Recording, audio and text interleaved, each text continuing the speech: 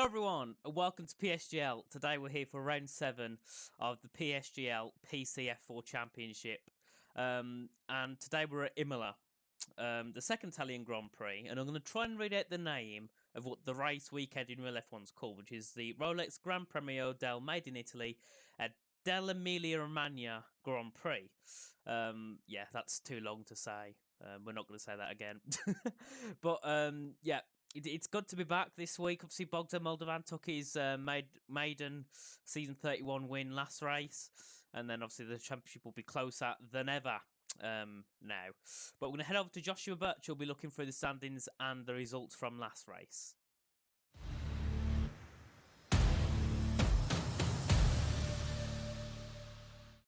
So we're off. 1 light, 2 light, 3 light, 4 lights, 5 lights, and when it loads... It's lights out and away we go for the Italian Grand Prix. Jack Humphrey's getting an amazing start then. Leroy Brown also having an amazing start over Ardeganay. But Ardeganay is going to come back at him up the inside into the Ratafilio chicane now. Everyone's pulling to turn 1. This is not very safe. Someone's round. That's Jack Humphrey's round. Bogdan Moldovan up to 4th. Humphrey's round 2 as well, so it's Connor taking the lead, but also Martin McGurley never took the start. He's an AI. Yeah. He got disconnected right as we came down, but it's so much drama already in Stella Rogia. But Leroy Brown gets overtaken by Bogdan Moldovan on the restart. I mean, on the second restart. So Bogdan Moldovan currently over, leading the championship leader in this race. Jack Humphreys now drops down to P8. So I don't know if he's got a bit of damage, but he seems to be getting overtaken by everyone. He's now down to P11. As Harlem now puts himself back into P10 as he had a really bad start in the Alpine. And because Cameron Dowd's also catch on to back of Istvan, who had a really bad start. Istvan 1.4 seconds back already. Andre Molnar's now in the session, but he won't be able to race because the race already started. But we can see now, sorry, that is, I think, Bartas Tamaro going, no, wrong one. Oh, someone's off further back, can't tell who. Because it's again, Jack Humphreys having another spin coming into Ascari. And he's going to get the slipstream, though, down the back straightaway, down towards turn number 1. The Retafilio pulls out to the inside line. If he can get the toe before the braking zone as well off of Connor, he might just take it into the braking zone. Then late on the brakes, it's not really too by wide. Wisely, Ardeganay backs out of it. Thinks he can get him back coming in towards Dalla Roggia, which might just be the case, but no one else going for a move further back. Nope. Well, congratulations, a clean lap 2, but lap 1 was just all sorts of chaos. Yep. Oh, and Conan's now out that 1 second gap to Connor. Corley Golo is close right back up on Connor Muir as well, who's had a second completely taken out of him as well. And Corley Golo in the Williams is absolutely flying to the inside, down towards turn number 1, late on the brakes, and he's taking it with a good move. Little tap there from Connor though, and Leroy still kind of get ahead of Bogdan Moldovan. Connor's taking the lead. Yeah, Connor's taking the lead coming towards turn 1. He bump drafted him as well. Used the DRS. Corley Golo down to 2nd. Connor takes the lead and now becomes the train leader. And that's going to now really start to affect Corley Golo because he's on the mediums. His tyres are going to start going off a bit quicker compared to those on the hards. And we're nowhere near the first pit stops as well. So that's getting entertaining now. And he's leaving a lot of black lines coming into Dalla Roggia. Corley Golo just wanted to say, no, not going to go on the inside today. He hard have thought about the outside, but I think he had better run through Curva Grande. Oh, he's trying this, Vettel and Alonso! Has he got it? He has. Oh, the brakes are going to contact. Oh, they just avoided that one. Then that was a close one. But he's going to come back in on the inside of Lesmo, is he? No, he's not. He's going to stick behind for now. Well, let's see now. Ardeganay is really wanting that P2 position back in the Mercedes now. We can see on the exit of Lesmo 2, is Ardeganay got the pace to get past again? We'll have a look. He's got 30% of ERS, so he's not got too much.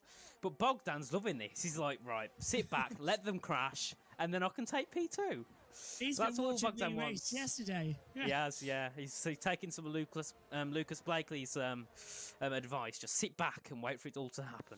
Look at Bogdan's on the back of Connor Muir. Connor Muir was the net leader this race at one point, so that means Bogdan's going to try and get past him now. Bogdan has got past him down towards Ascari, but Connor's going to fight back up the inside, and Connor tucks in behind just for now as he knows he can't get that move done. But do these pits? Yes, they do, but Bartos tomorrow stay out again. Tamascal gets a 3-second time penalty for multiple warnings, but yeah, Bartos out again. Penalties. Oh, hang on. We've got Connor Muir coming past Bogdan Moldovan now. Down towards turn 1. And I think that Connor's got that done for now. Yes, he has. Connor into the net lead of this race, yeah. Bogdan in P2 still with Leroy Brown, his championship rival in P3. Oh, and that's a spin. That's a big crash, I think. Oh, my Coldon! goodness. Coldon's got straight on at turn 1. And yeah, he's out of the race as well, for sure. Well, he's kept going. He's down first. He's crabbing a bit as well. And now he's out of the race. That could trigger the car. That He's could retired on trigger. track. Yeah. He's going to stop on the circuit. Now, is that going to bring out our first safety car in over 3 weeks? As this might gift Bartos Romero a race win if he can come in. Now, how long is that safety car going to take to be called? Because he stopped on the track. No safety car. But Bartos, could he potentially get out in P1? Do it now. Box now. Come in. He's boxing. He's boxing. I want Bartos tomorrow to do well. Come on, Bartos. Come on, mate. Connor's taking the lead, but he's on Look soft. at P5. Yeah, can he just defend against Mr. Van Nagy down towards turn 1? No, he can't. Can he see off the Mercedes? Yes, he can. But yeah, the last time we saw 2 cars go side by side on the exit of Monza, it was Hamilton and Verstappen. We all know how that ended up. Yes, we do.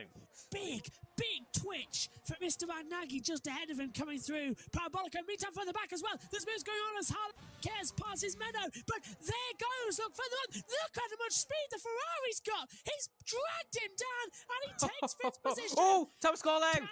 Where's he retired? Is he retired in the pits? Yes, he has. Yes. But Bartos, he's already gained 3 tenths in half a sector. Yeah. It's a slipstream. Bartos is going to be in this battle. Come on, Bartos, bring us some exciting action. And I want to see Bogdan win. He needs to. You know, he needs to get that win. He needs to get that confidence back to be. Oh, and Bartos is round. No! And he's in the wall. He's done what Leclerc did in Imola. Leroy Brown up the inside of Bogdan in the final. That was scared me. Is that safety car? No, but that was so heartbreaking. Bartos, the commentator's curse is back. Look at Leroy Brown. He's going to have him down towards turn 1 if he can pull to the inside line quite late. There's Bogdan, no chance to defend, but can't get through. Too deep in the braking zone. But, oh no, that was the perfect strategy thrown away by an error at Ascari. Oh, we've seen that so often. But then again, if there's another safety car and everyone pits for softs, Bartos can go straight past them all. But, hang on, it's Van Nagy up the inside of Ardoganay into turn 1. These two have been overtaking every single lap into turn 1, swapping the position. But if they're careful, look at this. Look how close Isfahan's to the top 4. This could be an interesting fight to the end. To the outside! Bogdan's going to try and take the lead. Can he do it? And he's done it! Moldovan leads. Colombo down to 2nd. And there's more drama into the braking zone for turn 1 again as Ardoganay goes side by side. And on the inside comes the Mercedes as well. Position. And now it's all crazy again as here comes Connor down towards Dalla Rogia Ritchie. He's going to look on the inside and they're going to make contact and just avoid it. That was close there. But, Connor's gone wide. Oh no, it's happened again. That's Connor. That's Cameron into the P3.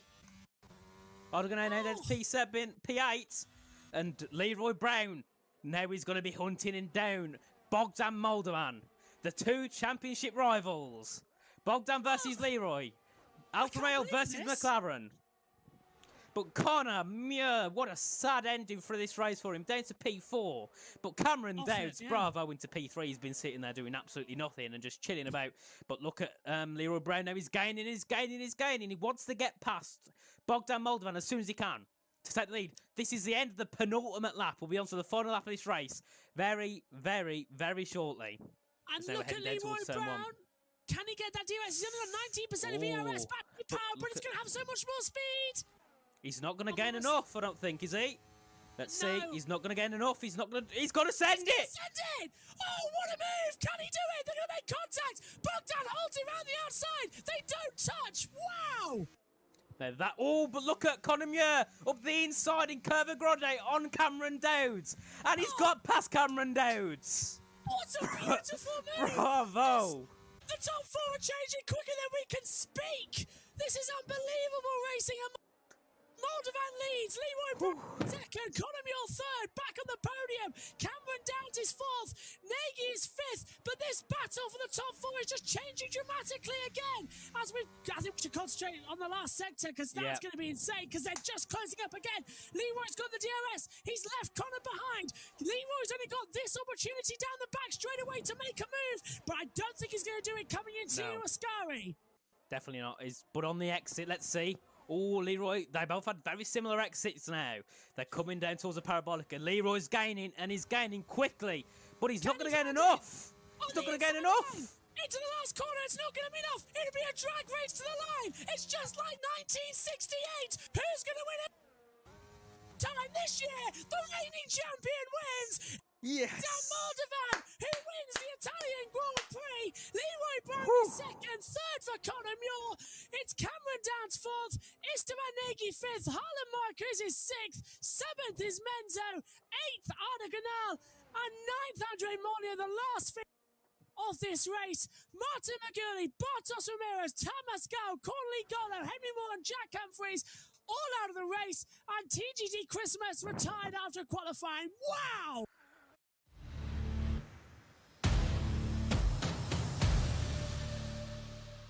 So 7 days ago, we raced in Monza, Italy. This weekend, we are in Imola, Italy as well.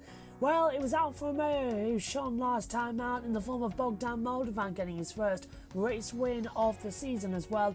Last year's reigning champion holding off by just 0.3 of a second to Leroy Brown with Conor Muir in 3rd position.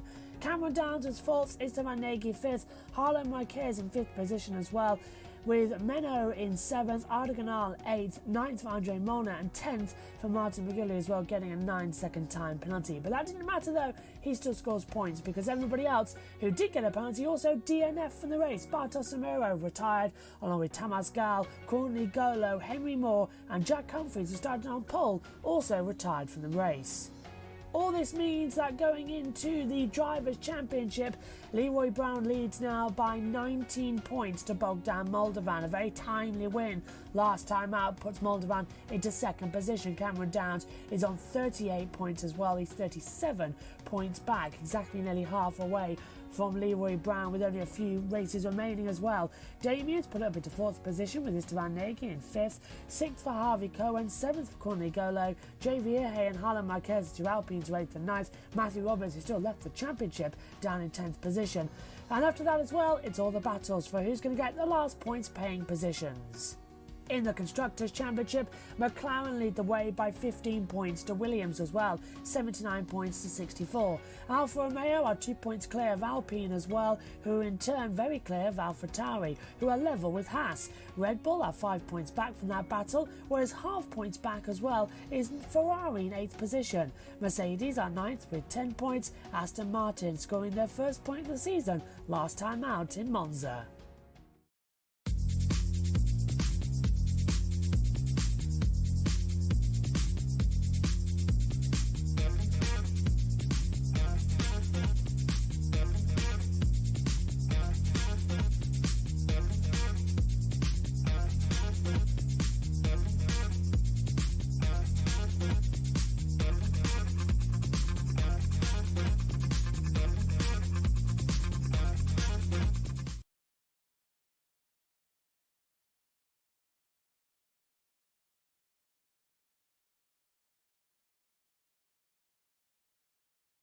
Hello everyone, and welcome to the live coverage of PSGL F4.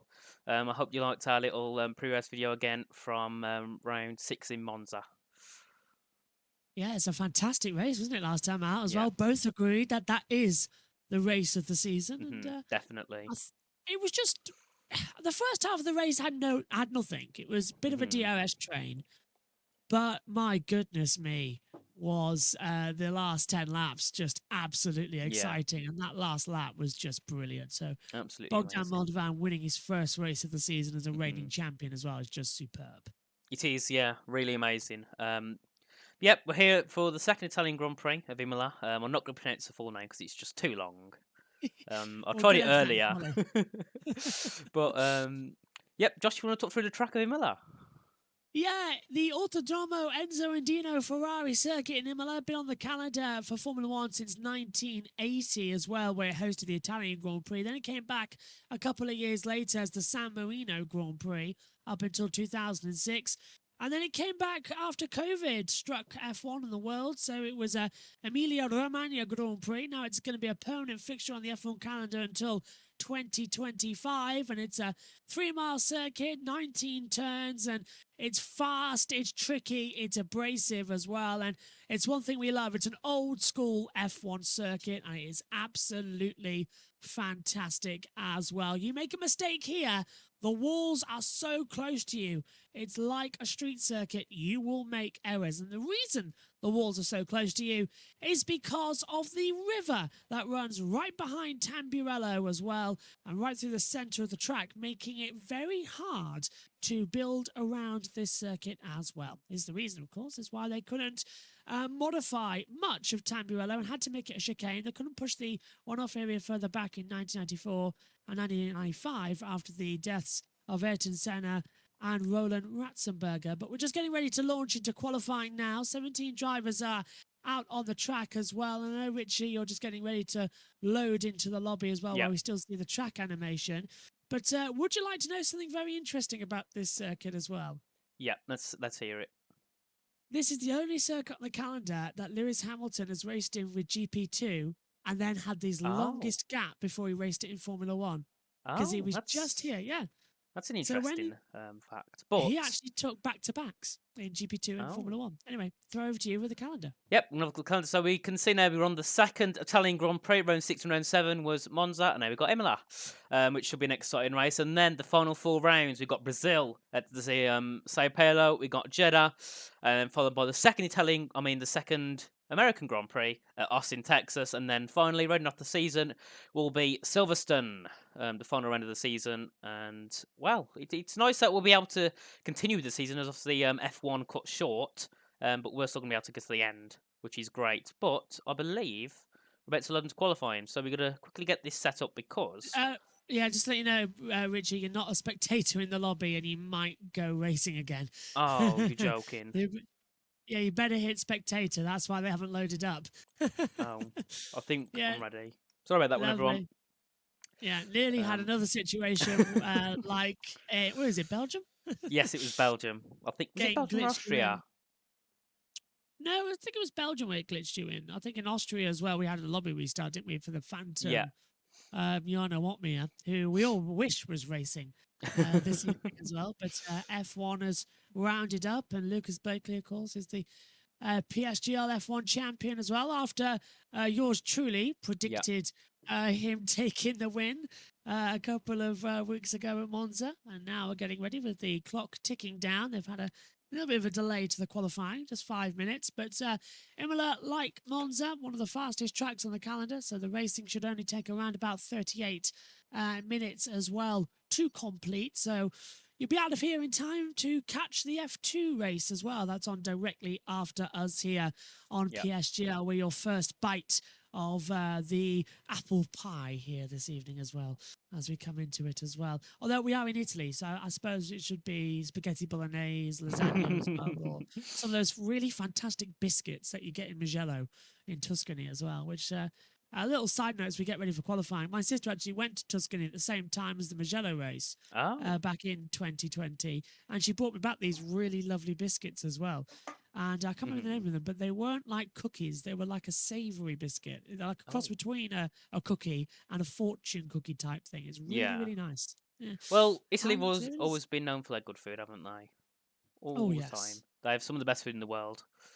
But I believe we're getting settled in there, but it's just saying loading complete. Yeah, waiting to head in, and then we'll have 18 minutes. Is it dry or is it wet? It's perfectly dry as the green light goes on at the end of the pit lane, and qualifying is underway here for round 7 of the PCF4 season. And who is going to be the first out on the track? Not just sure. 16 cars then out there. That's one more than last week, though, which is great news. Yep. One sec, Josh. Let me just... I can't tell if the sound's coming through. 1 second. I think it is. Yeah, well, let us know in the chat if you can hear the sound as well as the cars are heading out onto the track. One thing I'm noticing as well is the fact is that there is a couple of difficulties out there on the circuit as well. Just on board with Henry Moore, who's leaving the pit lane now as well. The chat can hear the game, which is fantastic as you see the drivers leaving out the pit lane. I'm looking at Henry Moore, who's just behind. He's in P3 as well into the first chicane here. That is Tamburello. They come down towards the Villeneuve chicane. Used to be a long sweeping left-hand hander as well for a tight right, then back into the hairpin left of Toza. And of course uphill and well, this is of course where Schumacher and Montoya made a bit of a battle in 2004 as well, and Montoya going right round the outside, Schumacher forcing him off the track as well, and giving a little finger wag as well. Richie as well did Montoya against Schumacher there. But who are you picking up? Just one quick thing in the chat. I'm using OBS. I used to use Streamlabs, so the sound might not be all correct. So can just someone let me know in the chat if the sound's all good, if I'm too loud or too quiet, etc. But you're sounding good as always. Okay, but who's out for their first lap? I think it's a Williams. Let's have a look. It is Cameron Dowd, actually, who's going to be starting his lap first, heading down the main straight here on the Imola track, or whatever the hell it's called, that like 7-lettered name. But Cameron Dowd's now coming down in towards the Tamburello chicane, taking lots of nice curb there on the exit, and he's now going to be charging down towards the Villeneuve chicane. I've got to try and remember all the corner names because they're very difficult. And there we go. Gear drop down to 5th. Now rise it back up again. 6th gear before you hit the braking zone, down into 4th for Toza. Keep the throttle through mid-corner. Rise at the exit as well. Now you're uphill coming towards the Piratella as well. You have to take it in about 7th gear. Can't take it flat out in 8th. And in fact, he's dropped down all the way to 5th as Cameron down too. He really wasn't happy to that mid part of the track. No. Yeah, I suppose the thing is it's the first laps. Drivers might be running a bit more fuel than usual, and it's all about getting the... I don't want to say, but you want to get a bank lap in to test where you can push the limits. Obviously, the track temperature, the air temperature and all that is different each session, so you've got to try and figure out where you can push the boundaries. Obviously, in short quali, it could be a lot different to it is in this short quali, or in time trial, for example. But now we can see Cameron Diaz coming through Ravazza now, coming to set the first lap of the session here in Imola. And let's see what time he can put on the board. He's coming up towards the line right now. And we can see him there in the Williams, and he'll put on a time of a 1:15 flat. Very nice time there from Cameron Dowds. And Menno goes with a 1:15.2, followed by Tamascal. Yeah, and then take a look at Leroy Brown. He's in 16th position at the moment as well. Middle sector time was a personal best. He's looking to be about a 0.2 of a second faster to 50.084 as he comes through as well. Down in 16th position is Leroy Brown as well as he comes into the top of the hill. Is he going to have a better opportunity on the braking zones? That's the question. Hard on the brakes in towards Ravazza. Nice on the accelerator. Lefted does a 1:14. 8.82, but here comes Leroy Brown, the championship leader, across the line. Does he go top? No, 1:15.349. He's lost a lot of time in that third sector, Richie. Yep, indeed. Yeah,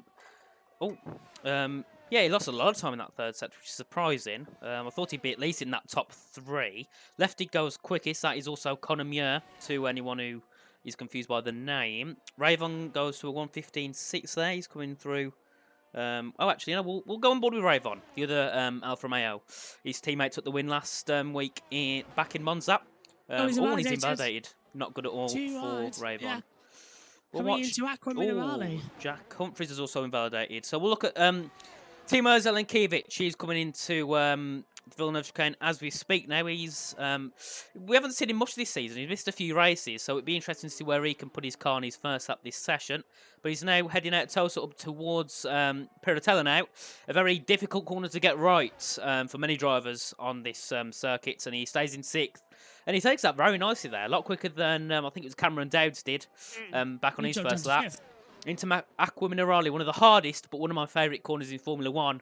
And now heading down towards a Variante Alta. Very, very difficult chicane, one we've seen Charles Leclerc mess up many times back in his career. Now we can see Zelenkiewicz going to be heading down towards the final 2 corners, 16 and 17 of Ravazza. And I can see there that's just, I think it's a Mercedes just in front, or an Alpine. And we can see now, there we go, Zelenkiewicz. Nice on the P. You can see the car twitching as he's on the power. Nearly invalidates then. He's going to come to line. What does Zelenkiewicz do? He puts on a 15.5 there. Puts him on the P10 on the board there. And we can see Harlan Marquis now coming through. Yeah, here he Piratella. is. Yeah, on an outlap as well on his time. So it's left it his fastest to 1:14.882. Will stay with Harlan Marquez because he's on an outlap and will be the next one to start a lap time as well. But he has got his pit limiter on as well. And you mentioned earlier about the name of this circuit. Surely you know it's the Formula One Rolex Gran Premio di Melde in Italy. I'm going to try that again. It's the Formula One Rolex Gran Premio del Made in Italy e della Emilia Romagna 2022. That's the official name of this track.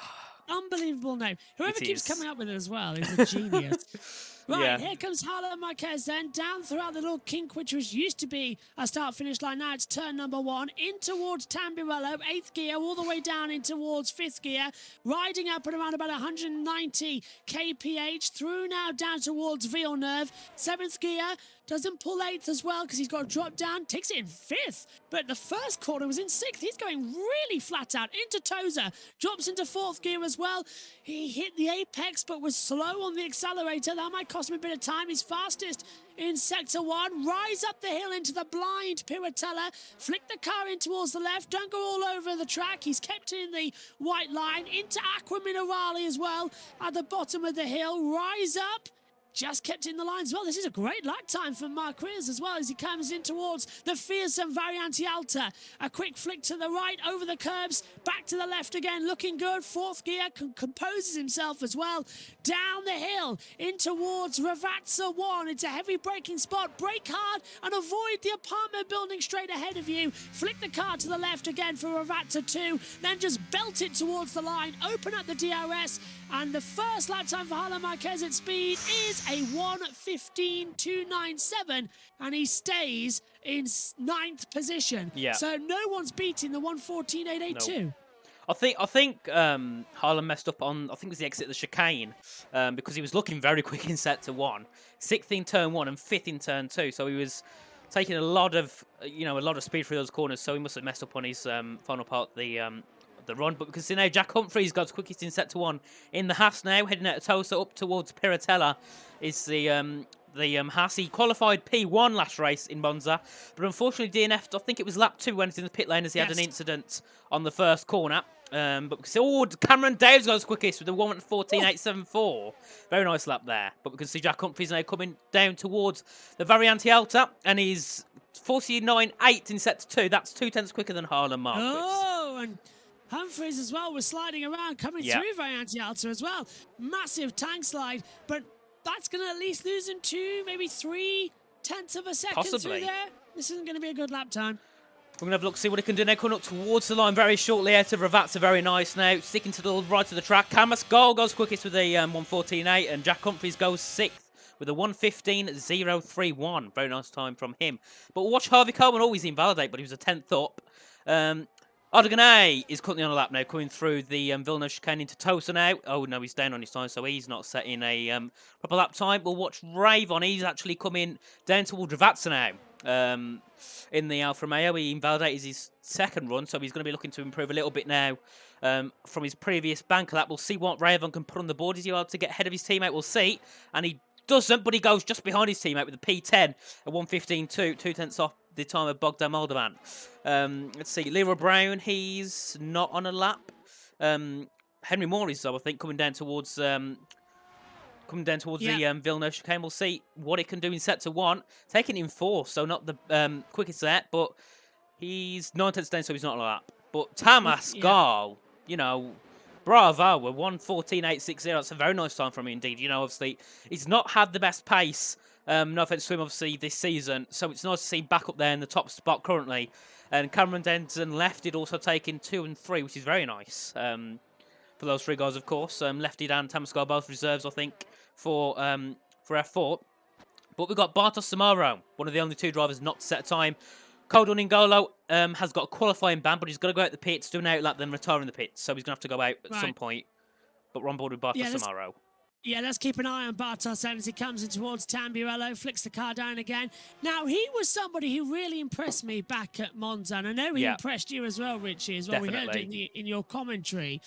But had a little spin on the soft compound tyres. He's very wide through the Villeneuve chicane as well, but keeps it on track. Nice through, actually lovely through Tozer as well. He was sliding the rear perfectly. He's got to grips with this new F1 2022 model a lot better than anybody else has. And only his third Grand Prix appearance here as well. Yeah. He's really doing well as he flicks it into Variante Alta.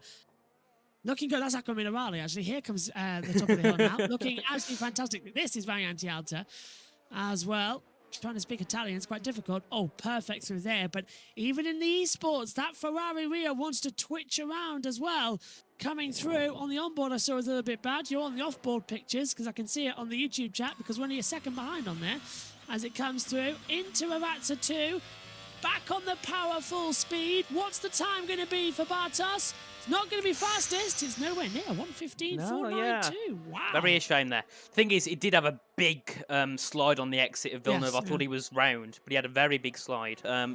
We'll go on board with Harlan Marquez, who's just starting his lap. His second qualifying lap now. See what he can do in set to 1. He's set 20. Oh, he's fastest again. He's set to 1 this time by 700ths of a second over his previous time. So let's see what Harlan can do. Coming through set to 2 and set to 3 now, coming up towards Piratella. And let's see, will he improve from last time? He looks very quick into 6th, and he's straight on the power already before he gets to the exit of the corner. And they're coming in towards Acqua Minerale, very tricky, technical corner. Drops down to 4th, straight up to 5th on the exit. Leaves it a little bit late there. Now he's going to be heading down towards Acqua Minerale. No, Variante Alta, and he's currently 3.5 tenths up. This could be fastest lap for Harlan Marquez. Takes purple sector again. In set 2, he's now going to be heading down towards Ravazza. What time will Harlan Marquez do? I want to say a 1:14.823. That's a very good bet. Oh, and Thomas Gals, look at that, gone to the top, but he's just starting out lap. Here comes Harlan Marquez then. Run number 2 in qualifying. Is it the fastest? No! He stays in 4th, but does improve his best time position. And by the way, Richie, when I said that there's only a few seconds between the YouTube and what we're watching up here in the comms box, there is literally half a second between us talking and YouTube going on. I'm going to cut you short there, sorry. Cameron Dowd is currently 800ths up on his time.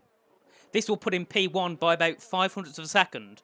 Lefty goes quickest to the 1:14.662. Ah, so that's going to change Cameron Downs' time then as well. He was 8 tenths faster, but this might only put him P2. Lefty is looking quite good there in the AlphaTauri. Coming across the line then is Cameron Downs. Goes second, 1:14.761. Thomas got spun. Oh, no, coming out. Yeah, I can see it coming out of Tamburello as that is him. Harvey Cohen starting a lap time as well. Leroy Brown on a time of Bogdan Moldovan still in P6. I can see you flying around, but there's Leroy Brown 3 tenths up. Yeah, but, no, sorry, that he was 3 tenths up on the last lap. He's on a lap in his 800ths up. This game confuses me. Yeah, but he's now coming... 0.088. Yeah, but Leroy Brown, our championship leader, currently sitting 9th. Definitely not good for him at all. Odeganego second with a 14.728. Very nice times there from him, but we can see now Leroy Brown, is he able to deny provisional pole from Lefty? Is he coming down towards the Variante Alta? He's up by well, he's lost 300ths there in set to 2, so he's not going to be looking to improve by any positions at this point, unless he can get a lot of time in this set to 3. Leroy Brown now heading down towards Ravazza. He's currently in 7th, sticks in 7th, drops down to 4th, and he's going to stay in 4th. That's a very odd line. Straight up to 5th, and now he's nearly in Valdates there.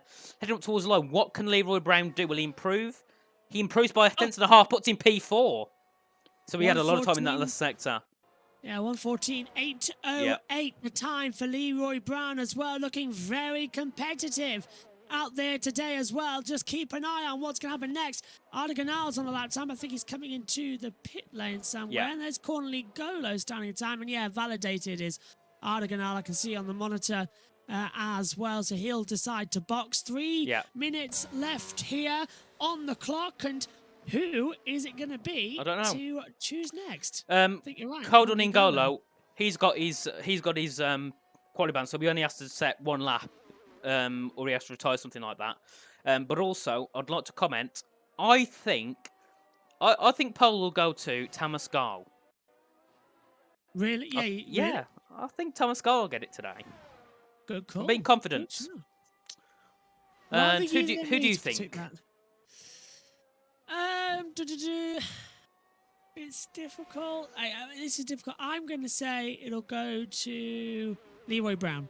Oh, so both guessing I'll go with the McLaren. leader. Yeah, both McLarens as well. So Yeah. I Let's think say we'll go there. Coldon, who's not meant to be setting a lap, just set the fastest sector 2. Yes, So, he did, didn't he? This is very hard. Let's see now. Is he actually going to go to line or is he going to pit? He pits, yeah. But he was... Yeah, that would have been a very good time from Coldon there. Very unfortunate that he got a quali ban. That was because he retired on track. Was it Monza? It was Monza, wasn't it? He retired on track. Yeah. When I would have watched Lefty, he's on a late lap. Actually, yeah, we said at the time that was going to cause it. Is it Bogdan Moldovan? Yes. We'll be on board with Bogdan. Is he about to start his lap? I think he's the one of... Yeah, Jack Humphries is just in front of him, but we'll watch Bogdan Moldovan. Currently, my favourite to win the championship. And my favourite to win this race. Oh, he's coming down towards turn 1 now. Up to, well, turn 2, sorry. Tamborel chicane. And let's see if he's able to improve in this sector alone. So he's in 5th, up to 6th on the exit there.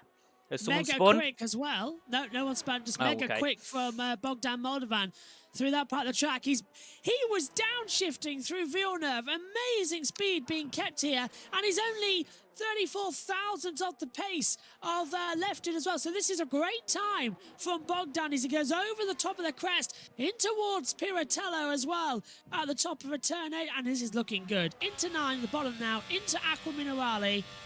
And he's looking superb. Gets the power nice and early. Doesn't invalidate the lap time. This is a good lap time here in the last minute qualifying. Oh, he's up by 2/10. This could be pole for Bogdan Moldovan. We'll quickly go. We're going to go on board with Jack Humphries. He's currently on his lap now, coming through the final corner of Ravazza. And let's see, can Jack Humphries... Oh, he spins! Oh, no. Let's see Bogdan. 360. Bogdan's gone through a yellow, but... he's going to be okay towards the line. Bogdan Moldovan goes third. 1:14.742. Wow, we're on board. Yep, we're on board with Lefted now. He's currently up by, down by 800. He was up by 800, now he's down by 800. And Jack Humphries retired from the session in the pit lane, we're being told, though. But, Lefty's coming down towards Ravazza now, seeing if he can improve on his time of a 1:14.662, which is a 10th quicker than Ardogan, who's in second. Oh, that's very wide there. Doesn't Lefted. I don't think he'll improve. No. Yeah, we'll go on board with Tamas Gali. He's coming down the final corner. Is he able to take pole? Let's see. He's coming up towards the line very shortly. What can he do? Right. And he goes second. Tamas Gal then with a 1:14.666. He was 4 thousandths off. That's amazing. From that McLaren, now keeping up. Arda Ganali's up as well in that middle sector, but you're watching Raven as he approaches the line from 13th. Does he improve? 11th only. We're watching Arda Ganali now. He's coming up towards Variante Alta now. Can he improve on his time? Let's see. He's up by a 10th. This could be pole for Arda Ganali. The Mercedes on pole. Let's see. Bogdan, let's have a look. Backed out. He's backed out. He was a 10th up, but he's backed out the lap time. Let's see now. So stay with Arda. He's coming down towards Ravazza now. We need to get this pitch perfect if he wants to take pole here in Imola. Oh, he goes wide, but luckily doesn't invalidate. And he's now going to come on the exit of Ravazza now, heading towards the line. Can Ardogan take pole? Coming to the line out, and he doesn't go pole. He goes third. He lost it on the last part of the track. Harvey Cohen, he's coming towards the line now. Is he able to go pole? No, he stays 8th. Menno is the only person left to cross the line. He's off as well. Zankiewicz. Zankiewicz is invalidated, but Lefted. See, I wasn't far off. Tamasco was 4 thousandths off pole. I wasn't far, was I? You weren't, no. 4 thousandths. But Leroy Brown, the championship leader, starting behind his championship rival, Bogdan Moldovan, who was actually up a 10th in Sector 2 before he let off on the exit of Variante Alta. So Bogdan was looking to take pole. So was Ardogan, so was Tamas Gal. So, very interesting. But Jay Verhage, P13. Yeah, very bad session from him down in 13th position. Yeah, so, very red seam down there. Just quickly, because we've got cars that haven't retired yet, namely Zelenkiewicz. It's Lefted on pole position. Tamas Gal is 2nd. Ardoganal 3rd. Bogdan Moldovan 4th. Cameron Downs in 5th position. 6th as well. I can't say because it's just literally disappeared from the screen. So they're your top 5 from this session, because we'll go straight into the race procedure due to there being no formation laps. So here's your starting grid. 4 thousandths of a second separates Lefted and Tamas Gal as well, and the entire field separated by 4 0.429. tenths. That is a really nice gap there. P1 to P5, less than 1 tenth. P1 to P10 is less than 3 tenths. So it's Lefted on pole position. Tamascal is second. Ardeganel third. Bogdan Moldovan fourth. Cameron Downs is fifth. Harlan Marquez sixth. Leroy Brown is seventh. Harvey Cohen eighth. Menno is ninth. Henry Moore 10th. Zamaro 11th. Raven 12th. Vieje as well is 13th. And then it's Humphreys. Jack Humphreys. Then it's Vieje. And then at the back is Cornely Golo as well. Yes. Where's Zelen? Hang on. Where's Zelenkiewicz? You missed 15th. him out. No, he's 15th. I got him. Zelenkiewicz is 15th. I got him. Anyway, getting ready then. It's blue skies here at Monza. Quick one from you, Richie, as well. Who's going to take the race win here? Oh, you know what? I'm going to go Tamascal again. Okay, second on the grid. It's a good shout. Exactly, yeah. Who do you think will take the win? Bogdan Moldovan. He's on a roll. Do the Italian double. This will be exciting today. Let's see if it can be. Even if it's a quarter of exciting as Monza was, it'll be a great race. It is the Self-Preservation Society. So anyone who watches the Italian job will get that reference. Anyway, here we go then, folks. Strap yourselves in and get ready for the Emilia-Romagna Grand Prix. When it loads. There we go. 1 light, 2, 3, 4. All 5 lights are on.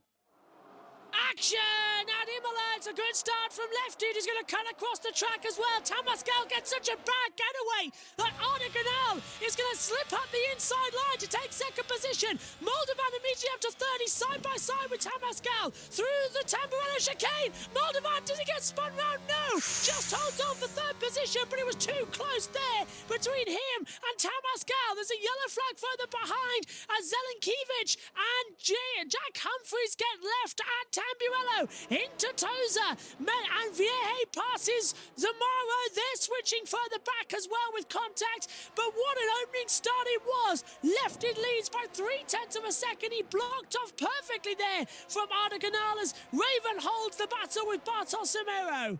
Yeah, I'd like to say Bogdan Moldovan has just took the best overtake of the season. He was side by side with Tamascal all the way from the start to the end of turn 4. They were side by... Oh, yeah, that's sorry. Henry Moore. Off the track further up, yeah. Tamascal and Harvey Kez, I should say, going side by side. Menno passes Raven, but the battle up front as well. Moldovan also going very much wide. Ardeganel making mistakes as well. The battle is up there for the top 2 to keep making these. Left it as a 1:21.097, but now the slipstream battle begins further back as we ride. There you can see, look, the Alpine of JVA trying to pass Bartos Ramirez in the further back. But wow, this is chaotic stuff. It is, yep. We're watching Ravon now. He's right on the rear end of Menno coming up towards the Villeneuve chicane now. And he's backed off a little bit on the exit of Tamburello chicane. But Ravon was looking to be about less than a tenth behind Menno coming into turn 1, but he backed off at the last second. So I think he knows that that it's not worth making an overtake just there and taking the risk. But we're going to look at the tyres now. And we can see everyone on the hards apart from Henry Moore and Ravon who take the medium. Ooh, Ardeganel gets a 3 second already. Yeah, he's gone wide too many times, presumably at the top of the hill as well at Piratella, and then presumably through the chicane, and then again on this lap he's done it for third time already. So it's had it deleted as we come back through as well. There's overtakes all over the ship. We're watching battle for P5 at the moment as well. Harlan Marquez sort of in the middle of a little bit of a slipstream battle. He's trying to close up to Tamascal as they come in towards Ravat. And now we're looking at Lee Brown as well, who's on the shot there as well in 8th position. He's challenging down Harvey Cohen as well, has left it at 1:19.068 as well, and sets the fastest lap of the race so far as Leroy Brown's got the DRS, but Raven now in P11 looking quite quick as well as no one wants to make a position. Marquez goes up the inside. Tamascal's going to stay with him. They're side by side through Tamburello as well, and now that's going to leave him way open as well to Cameron Downs in the braking zone. Is Cameron going to find a way through? No. Harvey Cohen's coming for an opportunity to go through, and that was all a little bit messy as Harvey tries to go right round the outside. It's not going to back out this time as well, as tensions start to rise here at Imola already. And who's that going slowly further back? It's Raven who's dropped down the order again into 11th position.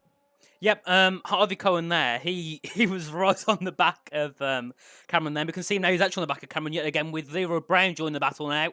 Harvey coming down towards the Variante Alta. He's going to look for a move up the inside of Cameron. No, he's not. He's going to stick back for now.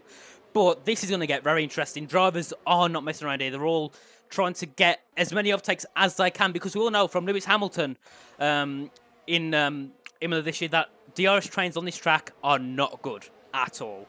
But we can see now we've got Bartos Amaro, who's also on the back of Raven now coming down towards the exit of Ravazza now. And they're going to be heading down the start-finish straight shortly with Java Harsh still in 13th. He's not had a very good start at all. But Raven, he's been gaining a lot on Menno in Sector 1, but he's not able to keep the form in Sector 2. Henry Moore also on the back of Leroy Brown coming into Turn 1. Very closely. We could see possibly a move from Henry Moore and Leroy Brown very shortly. Henry Moore only 2 tenths behind Leroy Brown coming into the Villeneuve chicane now, and still too far back. But Tamasco, I've got a comment, he's now 1 second back off Harlem. So I'm not sure if Tamasco got damage there, but now this is not good for Tamas because you've got every single driver up to 14th behind him in this train. This isn't good for Tamas. He just doesn't get eaten up.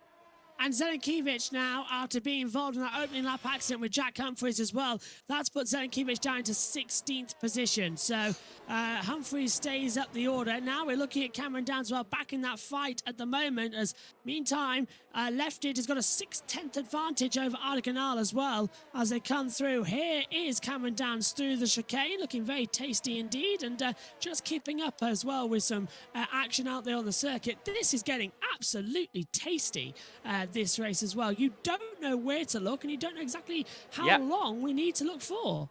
Well, everyone apart from Jack Humphries is in the DRS at the moment, so this is a very interesting race. You know, the DRS trains doesn't help, but that's when it comes into call for strategies. Do you pit early? Do you pit late? Do you get out the DRS? Like, you know, we've seen, I think it was in a couple of races this year with Max Verstappen and Charles Leclerc pitting just to get out that DRS train so they can catch up and then make a move. But we can see now Java Haji is on the back of Bartos Samara. Bartos Samara, a very bad Sector 1 there.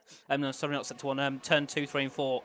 But now he's, Bartos has dropped back to about 6/10 off Raven now, and it was a lot closer beforehand. Tamas Gold still on that very close border of being in that DRS zone. He's about 9.4 tenths, which is definitely not what he wants, obviously, in this race. And this is going to be good for Cameron Dowd, so he can sit back and just lurch off the back of Tamas Gold for DRS and ERS, which obviously ERS on this track pays dividends, especially near the end of the race. Java Harsh still on the back of Bartos Samaro there, coming out of the Variante, no, sorry, not Variante, the Aquamirale, that's it. Now coming into Variante Alta is Java Harsh and Bartos Samaro. Bartos is going to have to start looking behind him very shortly. He's got Java Harsh right in his mirror, same as Cordoni Golo. He's also on the back of Java Harsh coming down towards Ravazza. So this will be very interesting battle between these three. Ferrari versus Alpine versus Williams. Into the braking zone, they're looking quite tasty as well as they get the accelerator on as well. Corny Golo, no, will have the DRS as well. You can see it activated on the heads-up display, but so does Vieje as they come into the braking zone, pulls to the inside line to try and get ahead of the Ferrari.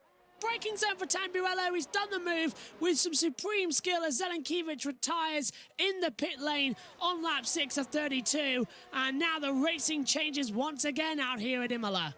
Yep, I missed that overtake there from Java Harsh as I was watching Lefted and Ardiganay, because Ardiganay got to about less than a tenth coming in towards turn 2. So I thought there was going to be a bit of a move there, but it seems not. And Zelenkiewicz, he's had a very unfortunate start. I think he had an incident with Jack Humphries into turn 2.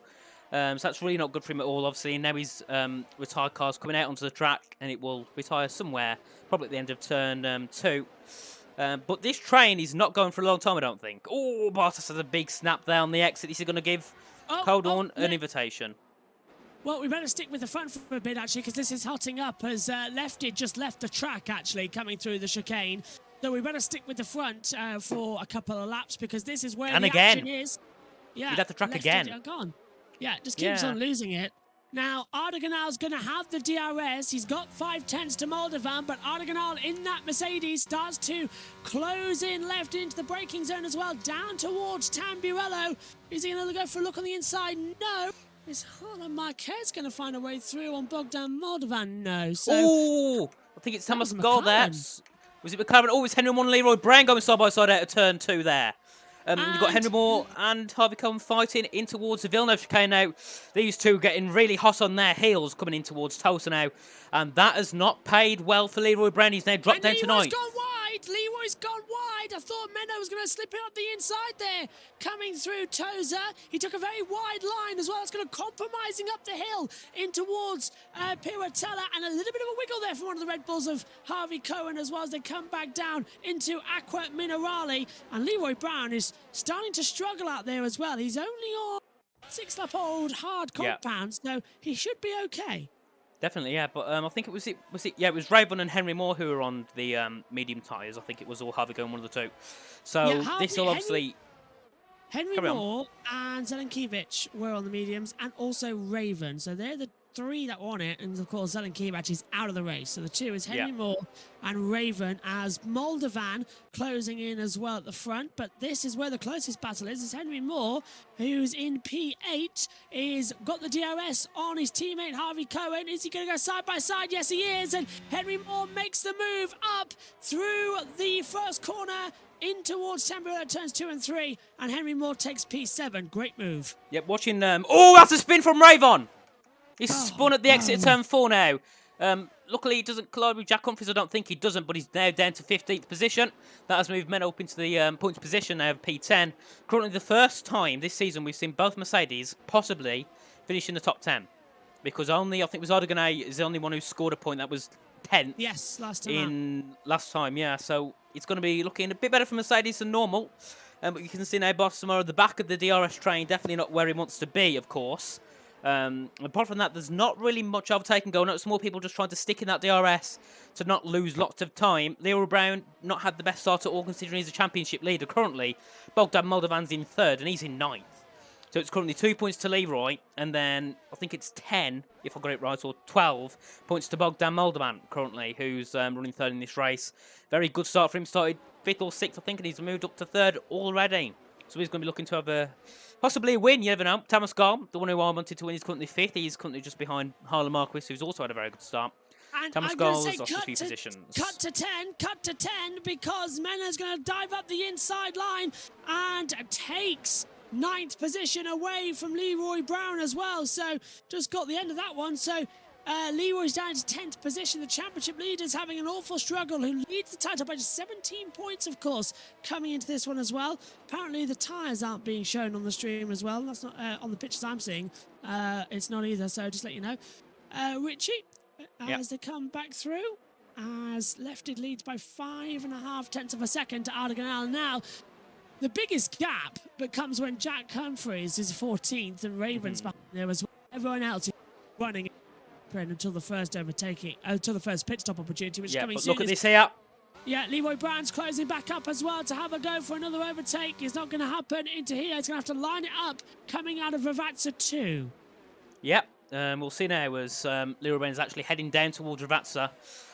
Just behind Menno, and this could be an opportunity for Leroy Brown to take the position of 9th if he can get the good speed out of Ravazza 2, coming down towards turn 1. And we'll see now Leroy Brown, he's going to be coming quite close behind Menno there. He's getting a little bit on the exit, but I don't know if it'll be enough to get a move done. But we'll see. We'll go on board with Leroy Brown now. We'll see he's on board, and we can see he's gone down towards turn 2. But he hasn't got that. Pace. But we can see here Harlan Marquis, 2 tenths behind Bogdan Moldovan, coming out the Tamburello chicane there. He's looking to be pulling a little bit more pace than Bogdan, Arda, and Lefted are. And Lefted, he's held a very strong lead this race so far on lap 10. And well, the top 4 haven't really changed much since lap 1. Obviously Thomas Gall's dropped down from 2nd to 5th. Ardoganay's gone from 3rd to 2nd. Bogdan's moved a couple of positions, so has Harlem. And then Cameron Down's dropped down 1 position as well, so it's not working well for him. But Henry Moore, he's currently 7th. He's going to be looking to use their medium tyres to an advantage, and so far he's moved up to 7th. So it's not going too bad for him. He could be in a worse position down out at the points, but currently looking not too bad for the Red Bulls. 7th and 8th as of lap 10. Yep, nicely making ahead of his teammate as well a couple of laps ago. But just like what we saw in Monza, a DRS train starting to form as well. As some of the clouds do look a bit dark over there. We were in bright sunshine when the race started. Now the clouds have started to come out as well. So I wonder if that's going to cause something to watch out for. Yeah, just one thing. Anyone in the chat who's possibly engineering one of the drivers, can you let us know if it is planning to rain? Because it's gotten dark very quickly.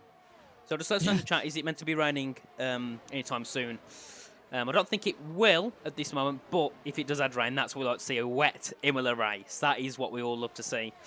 And it'll be interesting to see. Yeah, I think it might be, because if you look at the tyres they've all taken, it's a pretty unusual strategy. We should have cottoned on earlier, to be fair, but hards at the start of a race isn't wise, so they're all trying to take it to the rain. Yeah, so it is. Could be. We'll see. I say it's going to rain. But look how dull it goes there, or the the fog, sorry, coming out of top of the hill there in Piratella, and we can see Bogdan Moldovan is also closing up a little bit to Morganay, and yeah, it'll be interesting to see what the strategy is going to be from these guys. Obviously, you know, if there is rain, it changes it up completely, but if we stick on the assumption it will be dry as it is now, people will need to start pitting around, what, lap 18, 19, possibly on some medium tyres to take them to the end. Yeah. But I would say later. About lap 20. You think? And 21. That's very much later. Then they can bolt on a set of softs and take them full speed towards the end as well. These hard tyres can go a lot longer than anybody. Mediums you've got to worry about. So that's 10. Yeah. And Raven, who are more likely to stop on 18, 19 as well, as you were saying, as we're watching Ardeganal trying to have a look around the outside left it as he's caught up massively in towards the first corner as well. He can't find a way through, and he's only got 13% of ERS power as well, the same amount as left it, so they're actually level with their ERS batteries as they come through. This is Harlem Marquez closing up as well on the back of Tamascal. But the lead is the most exciting bit at the moment, because they're now finally starting to come into the battle. Obviously, Ardeganay has got his penalty, but this track has also been known previously to have lots of weird incidents with the track limit. So it could be possible that it was a double warning or triple warning, but we'll see. Obviously at the end of the race. But as of now, currently it's P1 for Lefted, Bogdan P2, and then Harlem in P3. Obviously, it all can change in due course of the race. Yeah, it does look like it's going to get raining very soon. Look at the sky now; it's getting very dark. But Bogdan Moldovan is closed up a little bit to the back of to the back of Ardeganay, sorry. And Ardeganay losing a little bit of time to Lefted there, coming out of the end of sector 3, heading up towards turn 1, 2, 3, and 4. Is the top 3 now, and we can see Bogdan Moldovan gaining. Was that a Murrayism from you there? What? Bogdan Moldovan is closing in on Bogdan Moldovan. Yeah. That's what he used to say about Michael Schumacher in Japan. Menno and Harvey. Yeah, and there's a yellow third sector as Raven's gone off the track at Ravazza. Yeah. But yeah, Murray Walker once said, Michael Schumacher is closing now on Michael Schumacher. So, yeah, easy to do, as Raven's now actually retired from the race in the pit lane. Yeah, so that's a shame. It is a shame. Yeah, Raven didn't have the best qualifying session, but then again, he hasn't been as on form this season on a whole. So maybe it's just the fact he's not as up to spec with these new regulation cars. But his teammate Bogdan Moldovan doing very well for the Alfa Romeo team, currently third, and he's been carrying most of the weight for the constructors championship as well for Alfa Romeo. But you can see now Bogdan Moldovan is just not close. I don't think he's closing in on purpose on Ardeganay, but Ardeganay seems to be having a few mistakes. So we can see now Leroy Brown right behind the back of Harvey Cohen now, coming out of coming down towards Ravazza, sorry, just 2.5 tenths behind. Leroy Brown not having a good race at all. Started P7, now down in P10, looking to only take 1 point away. This will close the championship a little bit more than it has been previously. Bogdan looking to take 12 points home today, or 10, can't remember. And the action now, as you see, is Leroy Brown closing in as well. He's moving to turn number 1. No, he does not, as Ardeganal is a bit too far behind Lefted. So once again, we're getting that little battle of slipstreams as well, just waiting for action to happen as we approach half distance here, as we've got sunshine coming through Tozer as well. So those clouds seem to have passed a little bit. So I wonder if that rain is still going to happen, because now the clouds have been replaced by a bit of sunshine. But top of the hill still looks a bit dark, doesn't it? It does, very bizarre. Also, I'd like to ask, is it just me who forgets that turn 1 isn't the chicane? Yes, me all the time. Because it used to be. That's the back in 2006. It used to be, because we used to start further down and that pit building wasn't there. It used to be a chicane. So, every single time I forget about it. can see now Leroy Brown coming down towards Vatsap, just following behind Harvey Cohen, who, you know, Harvey's kind of been a bit of a underdog in a way. You know, obviously, the first few rounds he was up there at the top, and now he's come back off his couple of holidays he's had recently, and he's dropped down to P8, but we've got people pitting. We've got Menno and Leroy Brown. Oh, Cornely Golo's taking a 5-second time penalty in the pit lane. I Not good wonder for if him that's at going to all. be...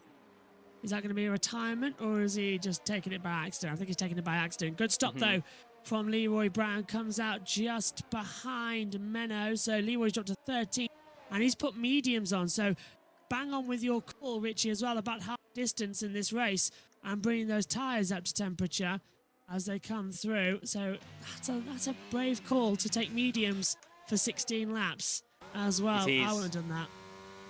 Yeah, he's a very brave call, but we can see now Leroy Brown just coming out behind Menno, only by a couple of tenths now, so the gap has shrunk a little bit since it was last before the pit did, and you can see Leroy Brown is getting a lot of more pace on the mediums. I think he'll be a bit more comfortable on these tyres, hopefully, as he hasn't been up on his usual pace on those hards, has he, this race? You know, then in 10th, he's pitted early, try and get a bit of a jump on some of the other drivers who are going to be pitting short. We can see now Tamas Gall is going to go at the inside of Harlem Marquis there. Harlem's made a bit of a mistake, I think, coming out of the Variante Alta now, and you can see, look at Tamas Gall, 2 tenths behind.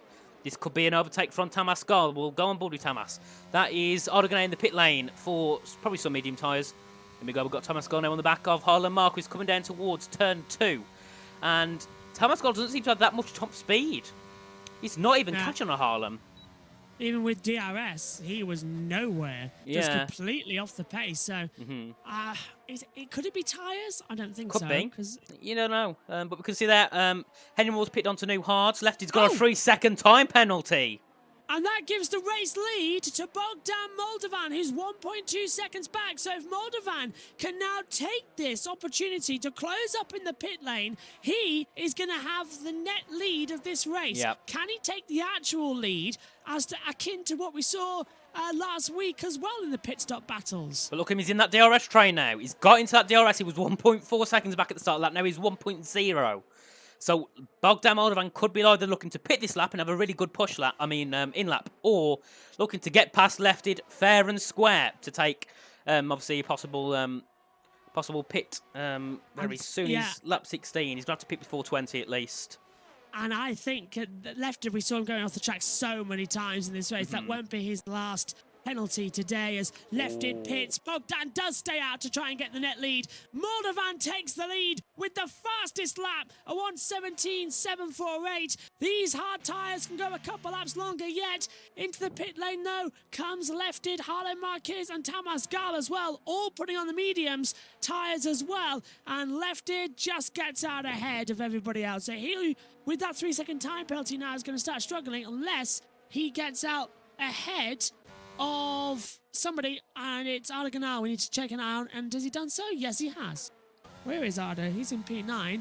Just coming out now, down towards Tamburello, and he's done it. Lefted's got out ahead of Arda Ganal. Now that is crucial. Harlem Marquez and Tamas Gall didn't, but Lefted got the gap. But look how much faster Arda Ganal is compared to Lefted as well. He's got so much more speed coming through the Villeneuve chicane. This is going to try on the outside into Toza. He does the cutback, dives at the inside line. How is that not contact? And a brilliant move from Arda Ganal, who with that 3-second time penalty as well, it was crucial. He got ahead of Lefted because they are fighting for positions. Brilliant. Yeah, that was a move. You got to give that on to Arda. He was not backing out at any point. Reminds me a bit of what Michael Schumacher was like back in the early days when we raced here at Imola. And we can see now, Bogdan Moldovan's pitting. We'll watch Bogdan Moldovan. We'll see, does he come out ahead of Lefted Arda? Ahead of Arda now, is his net lead or not?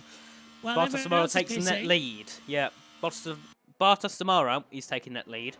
And Jack Humphries takes net P2.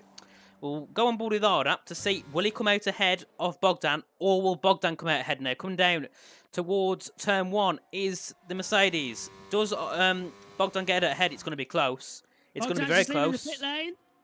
And he's done Bogdan's left the pit lane, and He's done it. He's way ahead. Yeah, way ahead. And now everybody else as well. Cameron Downs, Alan McKees goes through, and everyone else. Oh, Thomas Cole got a bit too close there as well for comfort in the pit lane with Cameron Downs. Just coming out through turn number 1, then nearly ran into each other as well. But everyone else has now gone back into opportunities that need to just sort of calm down and get ready for the next stint. But look at Memo on the inside of Cameron Downs at Toza and makes the move.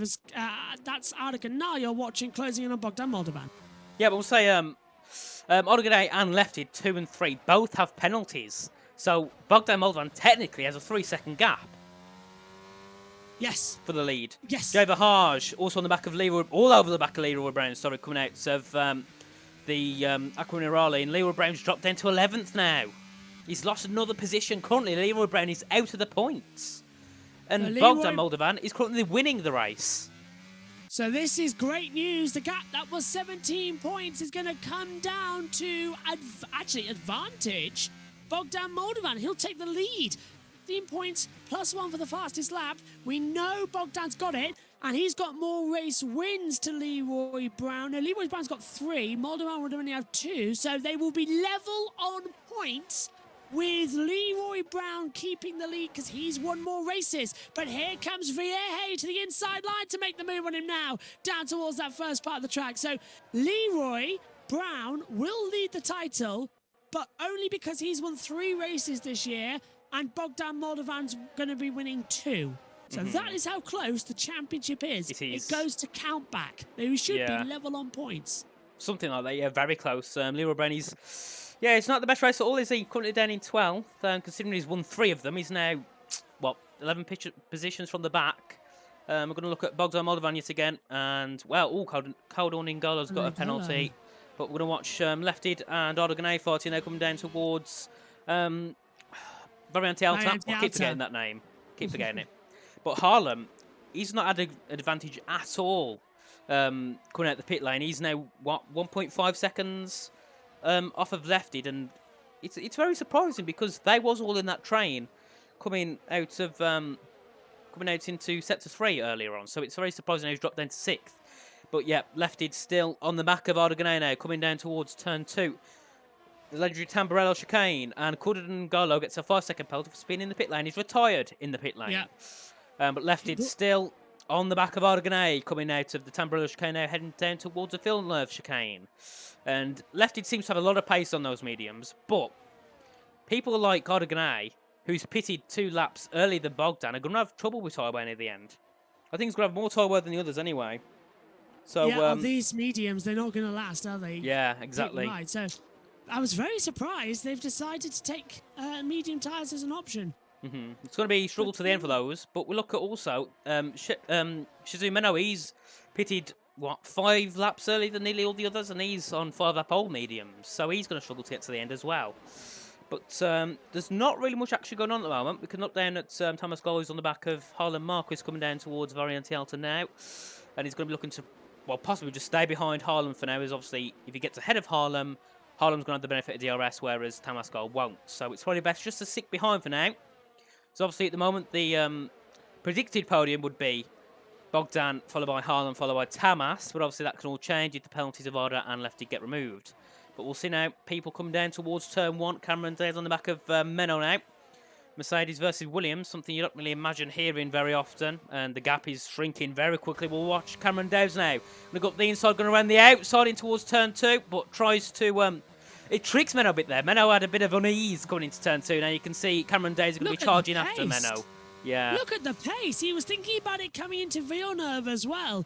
Oh, he's still right on the back of Meno as well. Can he dummy him into Toza? No, he can't. Meno was right there to capitalise on any defensive tactics as well. He must have gone to Top Gun to learn defensive moves like that as well. Believable what we're seeing as Cameron Downs continues attacking completely.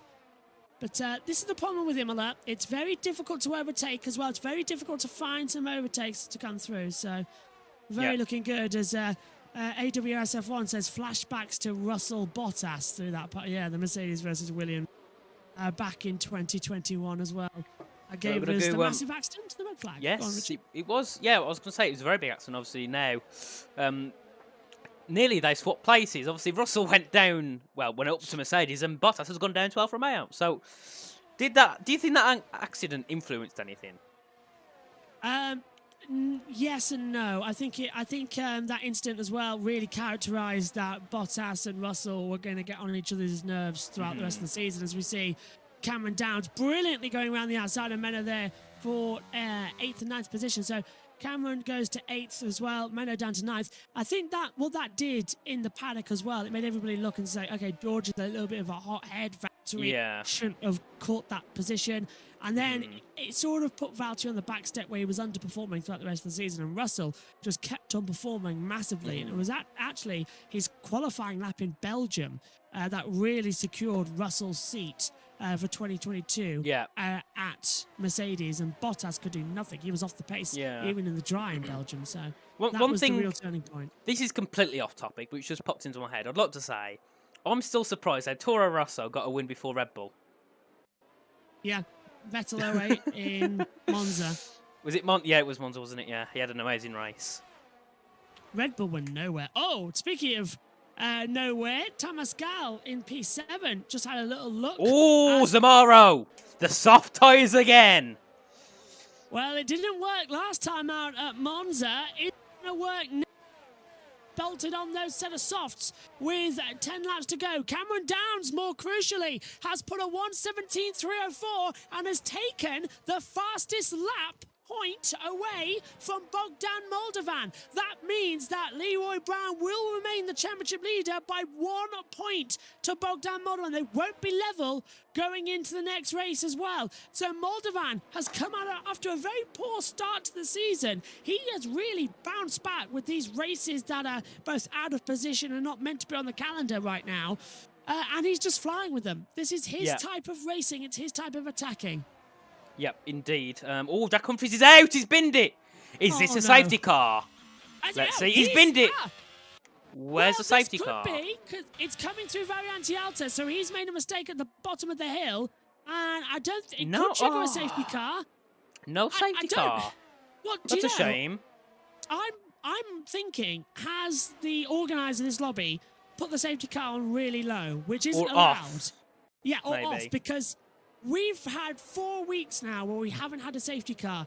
But if it is off, then they get in trouble for that because they have to be on by the regulation rules. So that now, considering we've just had a car crash in front of the field, the race leader, by the way, who's now DNF, Jack Humphries, Moldovan takes the lead of the race both in net and in advantage as well. But I'm going to be having a word with the organiser, to say, have you put the safety car on? Because we haven't had it in 4 weeks, and we've had incidents where it should be called. And if it's no, then they're in big, big trouble, because it's part of the rules that the safety car must be used. Yeah, I've had a look at the standings, and if I've read it correctly, if the results end like this, Bogdan winning and then Leroy in 10th, Leroy will lead the championship by 3 points.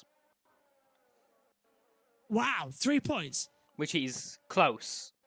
Very close. That is insane. It will be. And also, Cameron Dowds, he's also currently third in the championship with 38 points. He'll obviously be looking to extend his lead over Istvan Nagy and Damien, who haven't made it here today. Yeah, which is very and that's going to cost them. Yeah, that's going to really cost them as well in terms of it as well. Not being here is hemorrhaging them points. But we'll have a little look at Bartos Samara. He was currently 4 seconds behind Leroy when he left the pits. He's now 2.2. So he's looking for a bit of an advantage, but I don't think he'll get it this race. No. Oh, Bartos takes fastest lap. 1:16.995. Now that's important. Again, as I say, it's taking points away from the board. So Moldovan needs to get the fastest lap, but he's on 7-lap on medium tyres. Late safety car, which I highly think there is now, if it's even on, then it's going to do it. But the problem is the safety car has to be on for that very reason. If there's a crash and there's a late race safety car, it's an advantage that people have got to go for the gamble. So if it's not on, it causes problems. And I will be asking the organiser, coincidentally, who's the race leader, is the safety car on? Just saying. But currently, you're correct in the predicted win. Bogdan Moldovan first currently. You look Yeah, down that's a near the surprise. order. Bartos has closed. He's closed by nearly a second. He's set to 2 alone on the back of Leroy Brown. So will Bartos tomorrow deny Leroy Brown of a points finish here in Imola? Could be interesting. Bartos tried it last time to get points. Fortunately, DNF'd at the end of Ascari. So today he's going to be looking to try and not replicate what happened last time, but nearly replicate, which will be getting very good points. He's now 1.2 seconds behind Leroy Brown now coming down towards turn 2, 3 and 4. This is going to be interesting. This will be, like kind of a now or never moment for Bartos tomorrow. Obviously, we only got 6 laps left of the race. So, Bartos needs to do something now. He can't afford to wait. But apart from that, there's not really much battling going on at the top of the field. But I'd like to comment, this has probably been the only race where I've had everyone together for nearly the whole race. Yeah, it's been an amazing train as well, which is what I've enjoyed. It's delivered us a little bit more battle. It's been a more chess game than a Formula One race as well, which is, we do enjoy those type of races, but I'll be very much looking forward to the next round of the... We're not going Abu Dhabi next time. No, it's Brazil. Brazil next. Oh, brilliant. Open track racing. Yeah. Oh, David Harsh, penalty, 3 Oh. seconds. But Well, that's... the thing is, Bottas is going to get to the podium. I mean, not the podium, sorry, the DRS at this point here. But yeah, this has definitely not been the most exciting race of all, but it's, it's still up there. It's still, we still had some great battles. We've had Ardoganay on, I think it was it Menno and Harvey or something like that on in Tosa. We also had Bogdan Moldovan and Tamas Goldfight in the Tamburello chicane, but look at Bartos now. He's in that 6/10 gap. He's got the DRS now coming down towards turn 2. Will he get a benefit and be able to overtake Leroy Brown anytime soon? Currently, Javier has got a penalty, so this will already put Bartos into the points. He's leaving this one right to the last minute as well. Just don't spin it like he did in Monza as well. Takes the curb so much more faster than Leroy Brown as well. Is Leroy Brown going to effectively finish in 11th place? Because right now, he's going to get 1 point for finishing in 10th as well. But no, there we go. I've just watched him do that as well. I know you're on a different camera, but Bartos on my second camera in the comms box was way wide coming out of Villeneuve and just lost it and gets the time penalty. Yeah. Game So over for him. He failed in Ascari, and he's failed. What corner was it? Villeneuve or Tamburello? That was Villeneuve. He went through. Yeah. Well, let's just don't go through racing driver named corners, and you should be okay. Exactly. Yeah. Making a mistake. Every time. Coincidentally, actually, both drivers who were killed as well. Ascari was killed in a testing at Monza as well. And Villeneuve was killed Gilles Villeneuve, of course, Jacques Villeneuve's father. Gilles was killed at Zolder in 1982. Well, let's just hope. Imola. Let's just hope that the same doesn't happen to Bartos tomorrow. Well, that was a little bit of stats for you there. So, yeah, basically, the last race Gilles Villeneuve ever did was here at Imola in 82, where he said he'll never talk to his Ferrari teammate because he broke the agreement of Villeneuve was going to win. And honestly, they hated each other after that. And of course, he got killed next time out in Zolder. Oh, was it an incident? No, the car had a failure and he got launched out of it as well. Oh, Jesus. Very horrible accident, yeah. It was back in 1982 in the Ferrari as well. Yeah. So Ferrari got their fair share of incidents, let's just say. I think Ascari was killed in the Ferrari as well. Oh, well. He was testing a road Ferrari, though. Go on. Anyway, back to the actions. Lap 28. Yeah, Harvey Cohen, 3/10 just behind Menno coming in towards Variantialta. And look at Bartos tomorrow. Even if he can't get points over Leroy Brown, he can still try and get himself up into the points. Nearly hits Leroy Brown on the exit of Variantialta now, coming down towards the Ravazza. Is Bartos tomorrow able to make a move anytime soon? Let's see. Into Ravazza 1 goes Bartos tomorrow. He gains a little bit there. Into Ravazza 2. Very nice on the exit. He's got a bit of a better exit than Leroy Brown. Let's see.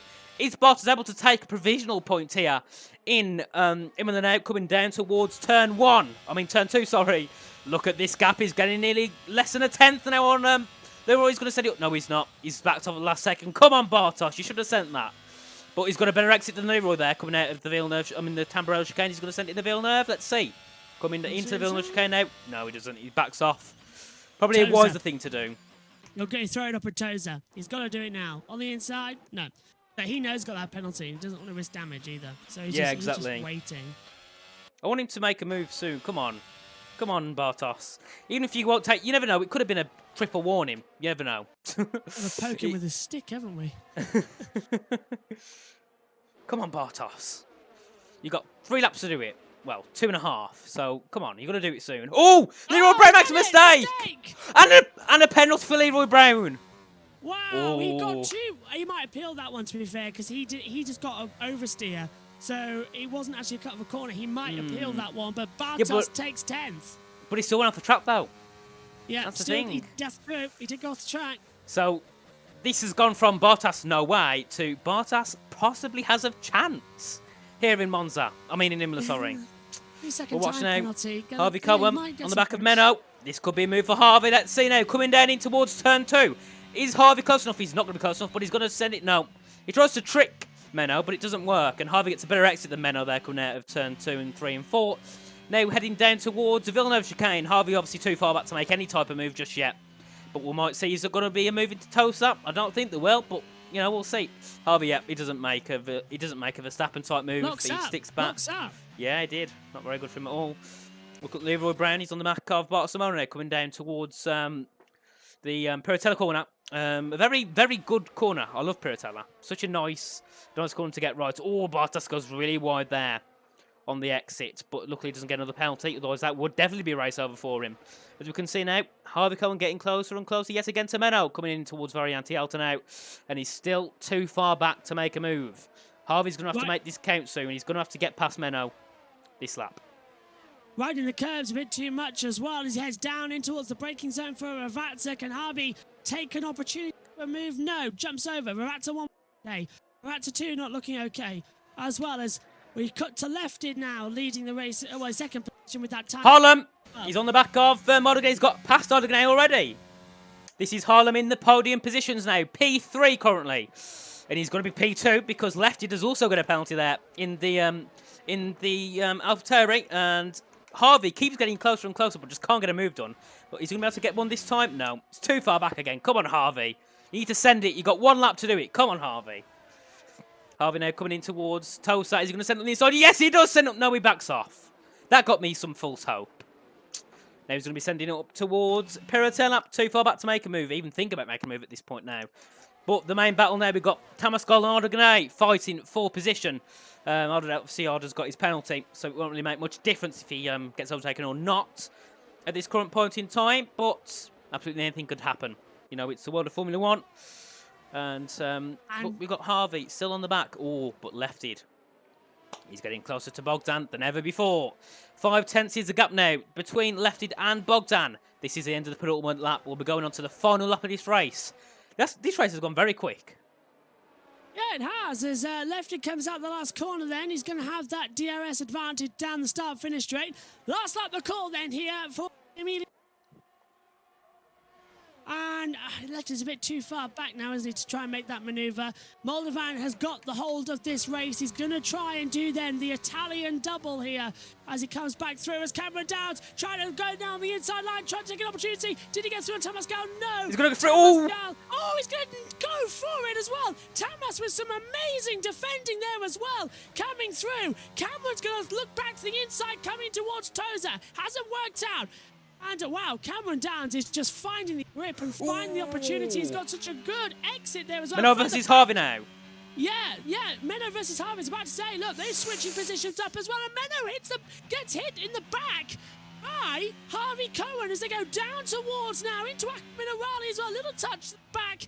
And they just about make it through to the top of the hill. Another little love tap there from Harvey Cohen. It's getting good as the field's coming towards the last couple of corners. I'll hand over to Richie after this chicane. Is Harvey going to make a mistake? No, doesn't hit the back of Menno. We must now go to Bogdan Moldovan, who is coming into the last couple of corners. To you, Richie. Yeah, Bogdan Moldovan, he's had a superb race here in Imola. Started 5th and is going to be finishing 1st. Bogdan Moldovan to the line, and he wins the Imola Grand Prix. Bogdan Moldovan, yet again, back-to-back wins for the first time this season. Puts it 3-2 now as Leroy Brown finishes in 11th. No points for Leroy Brown today. Tamas Gall finishes 5th, just behind Cameron Daves, who takes 4th position. He will be moving up in the standings a little bit more further than the gap that was to Damien and Istvan Nagy. Obviously, he didn't finish his race, but Harlem and Lefted as well. P2 and 3. Very, very, very good race there. And also, we've got to mention, Bartos Samaro got the point from doing that alternate strategy. What a race! It's the Italian double for Bogdan Moldovan, who comes back and gets his season on track. What a fantastic race! And honestly, it may not have delivered much in terms of on-track action, but certainly it's giving us some fantastic racing going forward in this season of PSGL. Yep, I'm going to now- say... Oh, 1 second, I need to take my mic off, 1 sec. And onto the podium comes Bogdan Moldovan to brilliantly claim his second win of the season. And who can stop him? Honestly, he's coming back with such amazing determination, such amazing force. He is unstoppable. Yeah. Bogdan Moldovan, as it's champagne time, wins in Imola. But Henry Moore says, no safety car, question mark. Yeah, we're but yeah, all that thinking was... Whew, what a race there. And I'm going to say that I'm the reason that Bogdan won. Because I said into the chat earlier in F4 General, Bogdan better win the race. And I he did. predicted it. You did. You But didn't you, say that. well, though, listen, I didn't predict it, but I said I want him to win. So technically, we both gave him the win. I don't know. Changing your answer post race as well. That's a little bit on the nose. Anyway, here's the results then from the. Oh, okay. Oh no, have we not seen the results? Yeah, that's annoying then. Great, that's more work for me next week then. I have to manually write them out. That's annoying. But won't Usually it we can return to take the lobby? them. Oh, no, yep, straight to the lobby. Oh, well. Thank you there to the person who left the lobby and made us, disconnect. But we'll be looking now at the interview screen to see who's going to be joining us for an interview. Everyone, hop into the chat if you want to see us for an interview. My Discord is frozen. That's not good. Yeah, everyone, sorry, my Discord's froze currently. I'm going to have to restart it. 1 second. Oh, Discord has frozen, indeed. So I'm going to have to keep talking until I can get back into Discord. So I can hear Josh again. Yeah, Discord had a bit of a crash there. Not ideal. But yeah, what a race that was, obviously. Amazing action from all drivers there.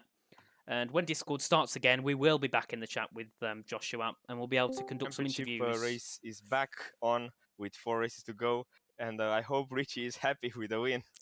I am. Can you just repeat that again? Because my Discord crashed, so I didn't hear any of it. Oh, I did. So can you hear me now, Richie? Yeah, I can hear you. Okay, so I was saying that looks like being a Ferrari fan really helps me in Italian races, as I won both. And yeah, the championship fight is now on, as Leroy finished P11, and that made me really, really happy when I saw. And I really, really hope you're happy with my result, Richie. I am. I'm really happy. You've done it. Second race in a row, the Italian double. That's what we like to see. Yeah, really happy the commentator curse did not work on me this time. Obviously, and now to talk about the race and the quali. For me, the quali was pretty good. I messed up a pole lap in the chicane, like I lost a tenth there in my best lap, but nothing too bad. P4 in the end. And in the race, I just tried to play it as tactically as possible. Right in lap 15, I think I had a huge FPS drop, and that made it pretty hard to do the overcut, but I managed to do it. And from the pit afterwards, it was just full push using no ERS and keep it for the last lap. And yeah, looks like I had a better pace today. Yeah, you did indeed. Obviously, next week we're going into Brazil. Are you excited for that race? Brazil is one of my best tracks, so again, I'm really excited for that. You could be looking to take possibly triple wins, which would be the first in F4 this season. Obviously, Leroy Brown's won 3 races, but he hasn't finished them all back to back. So you're the first person to get back to back wins this season. Did you think you'd be able to win this race going into the start?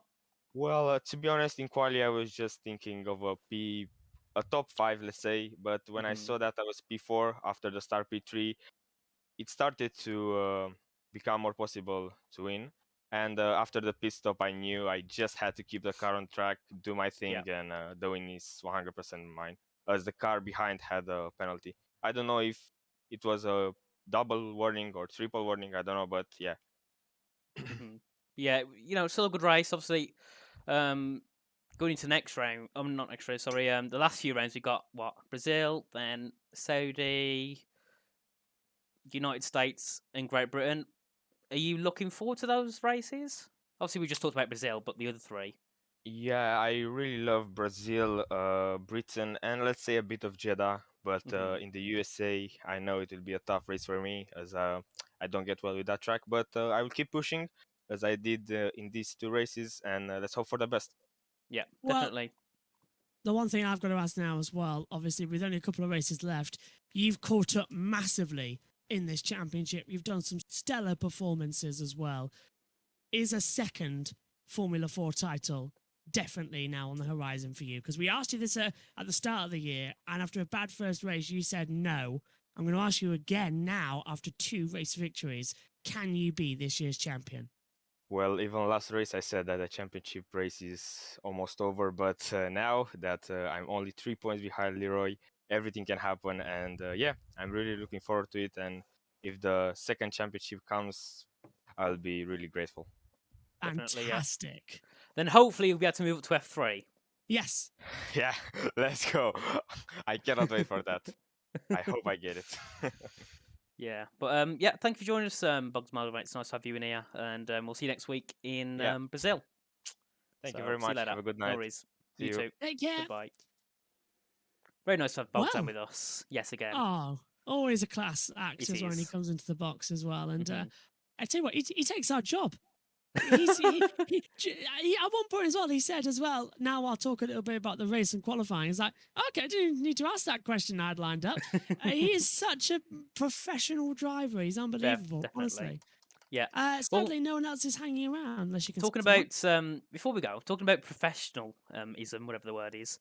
What's his name? Remy Gardner in no, not in F4. I mean in MotoGP has been told he's not going to see it next year for MotoGP and KTM because he's not professional enough. Oh. Yeah, that's what it's been told. Talking about professionalism, I thought I'd pop that in here. Yeah. Next week we're off to Brazil. That's it. Yeah. What's the name of the track? What is it again now? I forgot. Well, it's Interlagos, which is more commonly known, but officially it's the Autodromo Juan Carlos Palace. All right, so we're off to the Autodromo Carlos Place next week in F4. Seen to see. No, we're going to see if Bogdan Moldovan can take the championship. It could all be over next race. Technically, it's possible. So we'll see. It's I'm going to go with this will go down to the last race of the year. You think? Honestly, because the way these two are racing each other, Leroy's had a couple of slip-ups as well, but he's been right there and he's going to go for it. Unfortunately, no one else is in the interview waiting to come in, which is a shame. They've all gone. They're all asking why the safety car wasn't deployed ever since I put that question in as well. But it was odd. It hasn't come in the last 4. Yeah, Henry's not coming in as well. Anyway, so we'll can come back up to the battle screens. I don't know if it's working or not. Let's have a look on our 2 screens. But yeah, next time out, it's going to be absolutely fantastic. That circuit as well is so flat out as well. It's such a fantastic track to race on. I really can't wait to see what it's going to be. And if it's a wet race in Brazil, count in for drama as well. Definitely, yeah. It will be smashing everywhere and safety cars galore. We haven't had a safety car now for a month as well. 4 races. Let's see if we can have one next time out. Yeah. But anyway, everyone, thanks for joining us tonight for round 7 of the PCF4 Championship, and we'll see you all next week for Brazil. So have a good evening, everyone. Goodbye. This broadcast was brought to you by GT Omega and Grid Rival, proudly supporting PSGL.